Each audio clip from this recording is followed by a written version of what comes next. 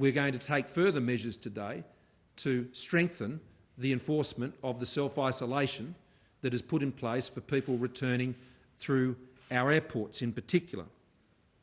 This is the isolation declaration card for coronavirus. Everyone who has been coming into Australia now for some time has had to fill this out.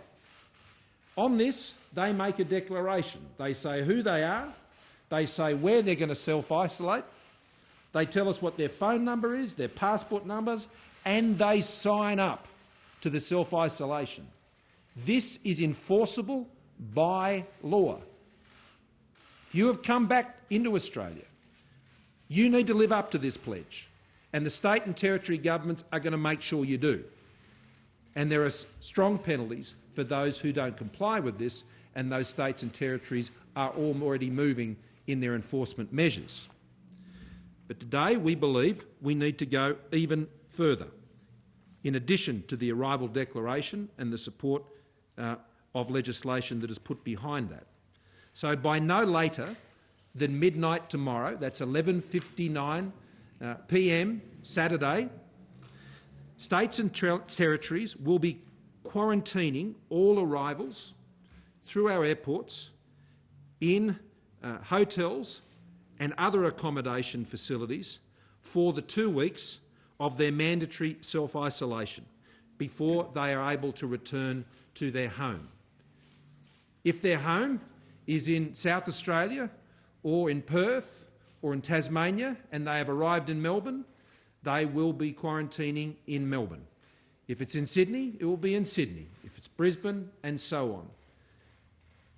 This same situation we put in place, particularly for the case that you'll be aware of in Western Australia in relation to the Vasco da Gama and the returning vessel there in terms of these arrangements. And the Western Australian Premier Mark McGowan will be having more to say about that. But each state will be doing the heavy lifting themselves to support their other states, and I thank them for the reciprocal nature in the way they're putting these arrangements in place. It's a great team to be part of with the premiers and the chief ministers. They understand they need to share each other's burdens to ensure that we can manage this issue together as a nation. This will be enforced by the state and territory governments.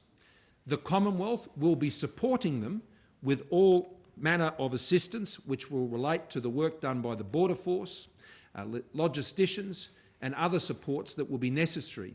But those arrangements will be run by the state and territory governments in each state.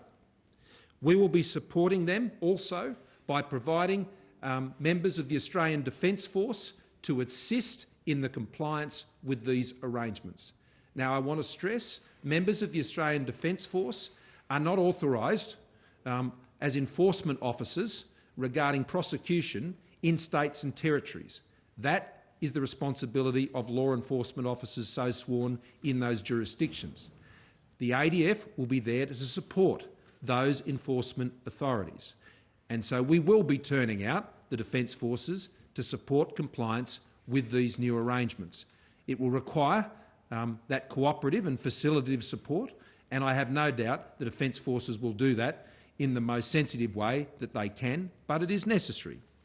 The other thing we are doing is we will be supporting the states and territories in the important work they have of enforcing the existing isolation arrangements for people who are already here.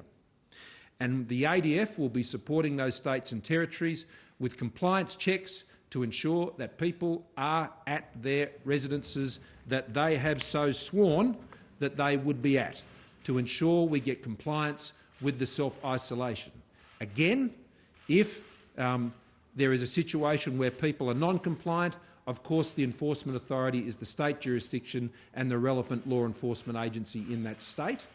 But the ADF will be there to put boots on the ground to support them in their enforcement efforts, and I thank the ADF for their great support in turning up to this task.